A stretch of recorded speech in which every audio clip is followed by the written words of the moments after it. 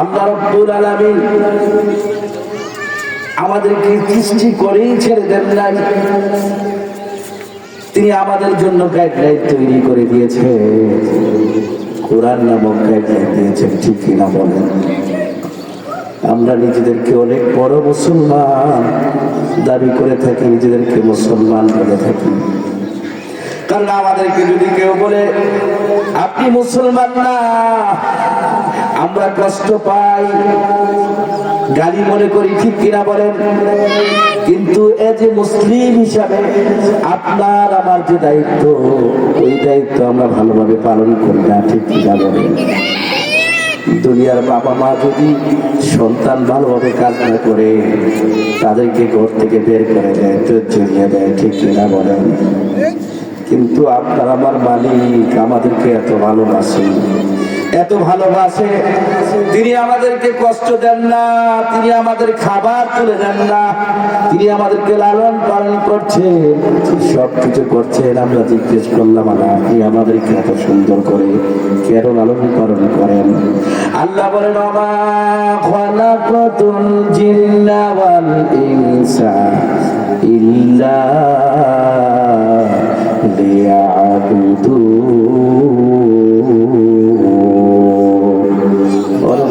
আগে বলুন আল্লাহু আকবার। আল্লাহ বলেন বান্দা, তোকে আমি এত সুন্দর করে লালন পালন করি, যখন তুমি কিছুই ছিল না, নাই থেকে আমি তোমাকে অস্তিত্ব দিয়েছি বান্দা। তোমার মায়ের পেটে রেহেমে বলেন আল্লাহু আকবার। আল্লাহ বলে বান্দা, মায়ের পেটের ভিতরে তোরে আমি রাখলাম, কেমন পানি থেকে আমি তোর উৎপাদন করলাম বান্দা জানো? দুনিয়ায় যেই পানির কোনো একমাত্র এক পয়সার দাম নাই, বেদামা পানি। তুই জমিনে বসে বসে অহংকার করস, নামাজ পড়স না, রোজা রাখস না, আমার বিধান মানস না, আমার কোরআন মানস না, কোরআন পড়স না। বান্দা একবার যদি আমি বললি শেষ হয়ে যা, শেষ হয়ে যাবি, কেন তো গর্ব অহংকার করো? ওলা তামশি ফিল আরদি মারাহা। বান্দা গর্ব করে চলিস না, অহংকার করিস না, ধম্ব করিস না। আমি আল্লাহ চাইলে তোর সমস্ত অহংকার মুছে দিতে পারি, কিন্তু আমি ছেড়ে দিয়েছি বান্দা, তাই বলে তুই দূরে সরে যাইস না। কেমনে রে বান্দা আমি আল্লাহরে ভুলে যাস? আমি তো তোর জন্য সব কিছু তৈরি করে রেখেছি। আল্লাহু আকবার।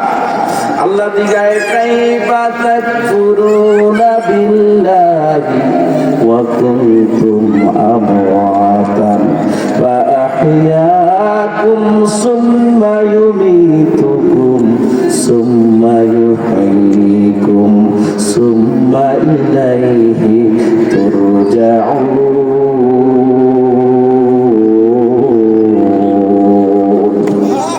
আল্লাহ বলে বান্দা কেমনে আমারে ভুলে যাস, কেমনে আমারে অস্বীকার করো?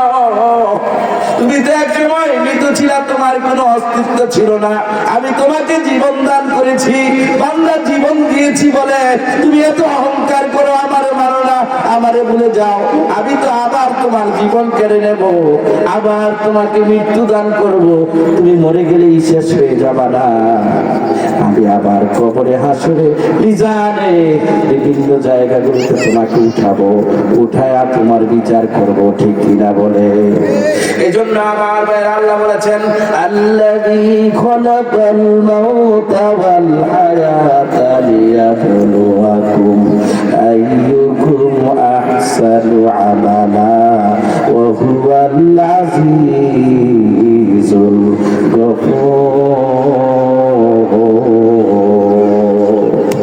রে বান্দা, আমি দেখতে চাই দুনিয়া 50 বছর, 60 বছর, 40 বছর জীবন আমি যে তোরে দিয়েছি, এই জীবনে আমি দেখতে চাই কে কত সুন্দর আমল তুই করতে পারিস বান্দা। কারা কত বেশি করে সুন্দর আমল করে নামাজটা যখন পড়ো কত সুন্দর করে পড়ো। আল্লাহু আকবার। তুমি যে রোজা রাখো কার জন্য রাখো?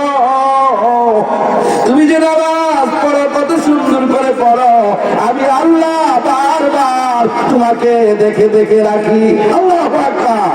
এজন্য আল্লাহ বলেছেন ফাআম্মা মা সাকুলাত মাওয়াজিনুহু ফাহুয়া ফি ঈশাতিন রাদিয়া ওয়া আম্মা মান খাফফাত মাওয়াজিনুহু ফাউম্মুহু হাওয়া।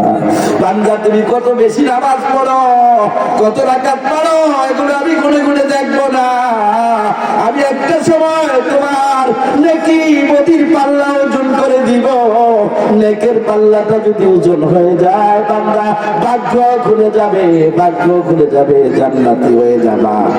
আর বদের পাল্লাটা যদি হালকা হয়ে ওজন হয়ে যায়, নেকের পাল্লাটা ভারী হয়ে, নেকের পাল্লা ভারী না হইয়া যদি বদের পাল্লাটা ওজন হয়ে যায় বান্দা কপাল খারাপ হয়ে যাবে, জাহান্নামে চলে যাবা।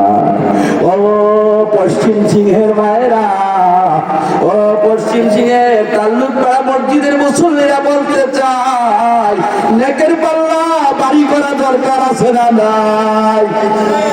আমার ভাইরা আসো, মুয়াজ্জিন যখন ডাক দিবে হাইয়া আলাস সালাহ হাইয়া আলাল ফালাহ, দোকানে বসে না থেকে, বাজে বাজে আড্ডায় বসে না থেকে মসজিদে এসে সুবহানাল্লাহ বলবা, আলহামদুলিল্লাহ বলবা, আল্লাহু আকবার বলবা।